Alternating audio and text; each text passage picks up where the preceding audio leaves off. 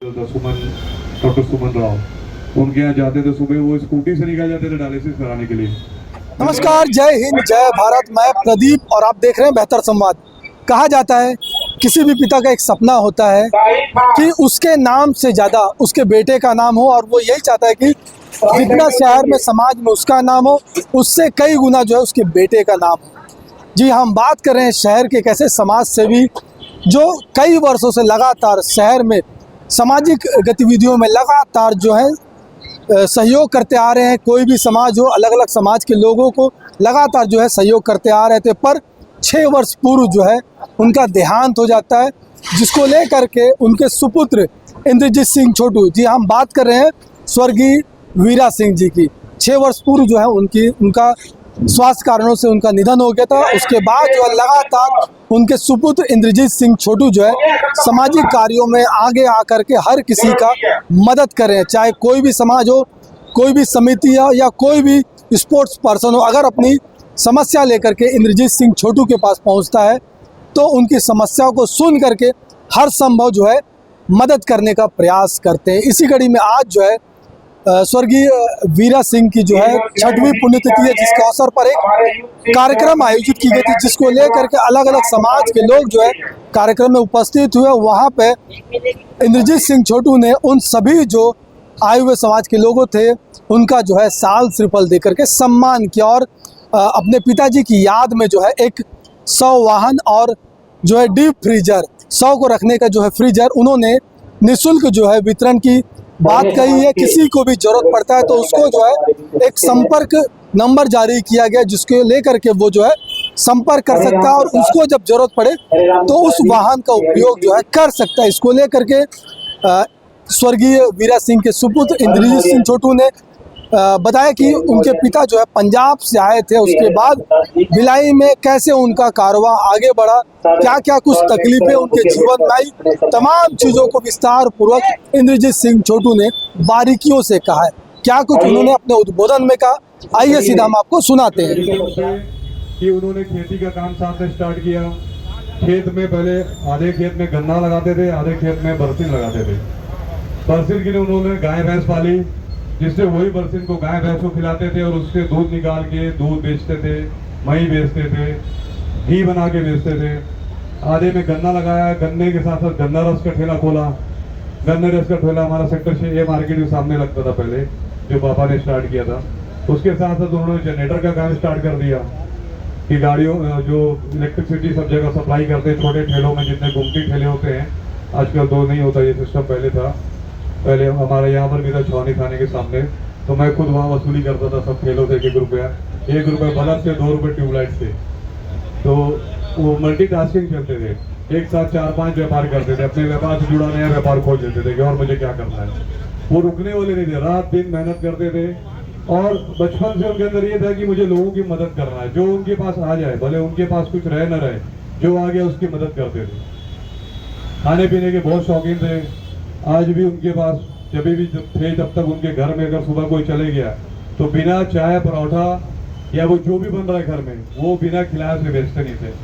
Mummy हमारी थक जाती थी पराठे बना बना के, जो आ रहा है पराठे बना, परोठा बना, परोठा बना।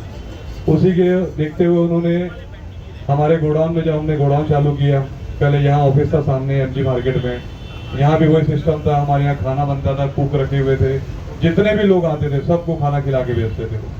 वैसे ही हमारा जब ट्रांसपोर्ट नगर शिफ्ट हुआ तो वहाँ थोड़ी जगह बड़ी मिली। बड़ी जगह में भी उन्होंने रोज 200-250 आदमी का खाना उन्होंने स्टार्ट किया था कि अपने यहाँ से कोई भूखा नहीं जाएगा और कोई भूखा स्टाफ हमारे यहाँ काम नहीं करेगा, सबको भरपेट खाना मिलना चाहिए।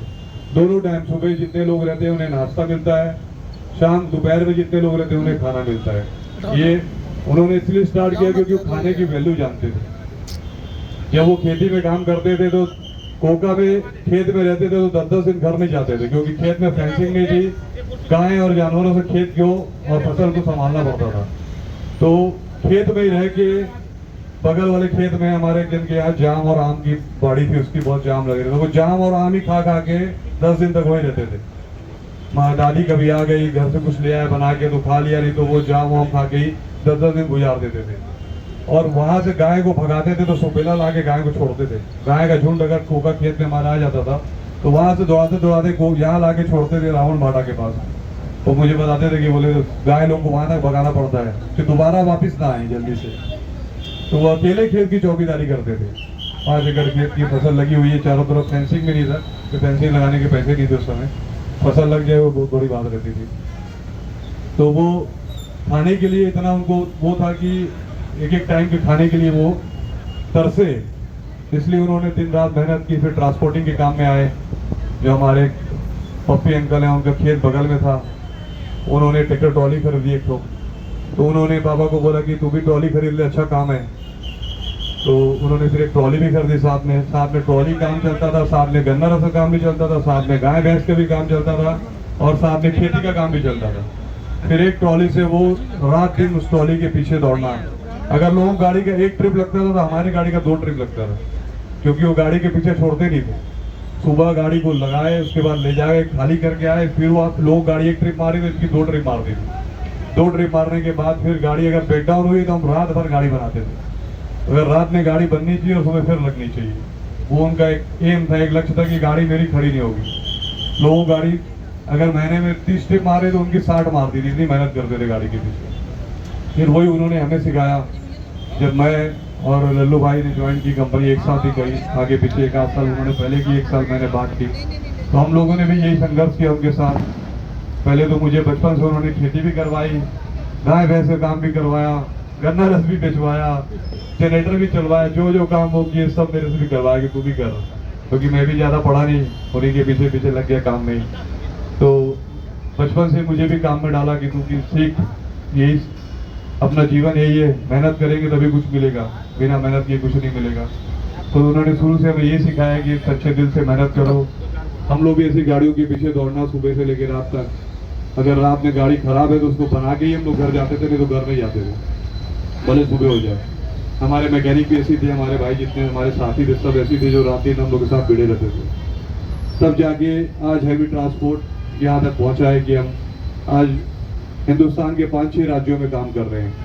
तो उनकी मेहनत और उनकी लगन थी, जो उन्होंने हमें मार्गदर्शन दिया, प्रेरणा दी, तब हम यहाँ तक पहुँचे। और हमारी पूरी टीम की मेहनत थी। लल्लू भाई सुबह रात को हम लोग गाड़ियाँ लोड करके लाते थे चौरदा से, तो सुबह 4 बजे आके गाड़ियों को लेके जाना और जहाँ का माल है वहाँ तक पहुँचा के खाली करा के फिर 8 बजे 9 बजे वापस लाना, फिर उसको लगवाना। ये लल्लू की ड्यूटी थी। और दिन भर मेरी ड्यूटी थी मेंटेनेंस कराना, पूरी गाड़ियों का मेंटेनेंस में। यहाँ से नंदनी रोड के 150 चक्कर मारता था दिन भर पार्ट्स लेने के लिए। चौरी चौक में दुकान थी, महेश्वरी ऑटो, एक थी आरजे मोटर जहाँ लीलैंड का सामान मिलता था, और टाटा का, और महेश्वरी वाले के यहाँ ट्रैक्टर का सामान मिलता था। तो दिन भर में मैं अपनी, मेरे पास वो थी स्पार्क, जैसे मेरे दोस्त लोग बहुत घूमे हैं, पीछे बैठे हैं स्पार्क में बहुत घूमे, साइकिल में भी घूमे हैं। तो स्पार्क से मैं 100-150 चक्कर मारता था सिर्फ सामान लाने के लिए। और एक ग्राउंड उस समय जाओ ना तो पूरा धूल से सन जाता था आदमी, शक्ल दिखते नहीं थे, इतना धूल था। अब तो खैर बहुत रात हो गई धूल से। तो ऐसा करते करते करते हम धीरे धीरे यहाँ तक पहुँचे हैं। और उन्होंने शुरू से मुझे ये सिखाया कि लोगों की मदद करना बेटा, जो अपने पास है, जितना है, जो मदद तुम कर सकते हो उतनी करो, भगवान तुम्हें फिर देगा। अगर तुम किसी को दे रहे हो सच्चे दिल से, किसी की मदद कर रहे हो, तो तुम्हें फिर देगा। क्योंकि उन्होंने भी एक एक चीज के लिए संघर्ष किया, तो वो कभी भी कोई उनके पास आता तो खाली नहीं भेजते थे। भले उनके पास जो हो, जितना हो सके उतनी उसकी मदद करते थे। उसका अगर वो चाहता था कि मैं कोई व्यापार करूं, व्यापार करने में मदद करते थे। कोई चाहता था कि मुझे कुछ और चाहिए, जिस भी टाइप की किसी की डिमांड रहती थी, वो उसमें जितना करना हो सकता था उनसे उतना करते थे। तो इसीलिए आज सबका पूरे शहर में प्यार है। और उसी कड़ी में हम लोग भी अब यही कर रहे हैं समाज के लिए, जो मैं कर सकता हूँ उनके जाने के बाद उनकी याद में कुछ ना कुछ हर साल करता हूँ। और बीच बीच में तो छोटी मोटी समाज सेवा हम लोग करते रहते हैं जो हमसे हो पाता है। इसी कड़ी में हम लोगों ने पहले साल जब वो उनका स्वर्गवास हुआ तो नेहरू नगर गुरुद्वारे में हमने 15 kVA का सोलर सिस्टम लगा के दिया था, क्योंकि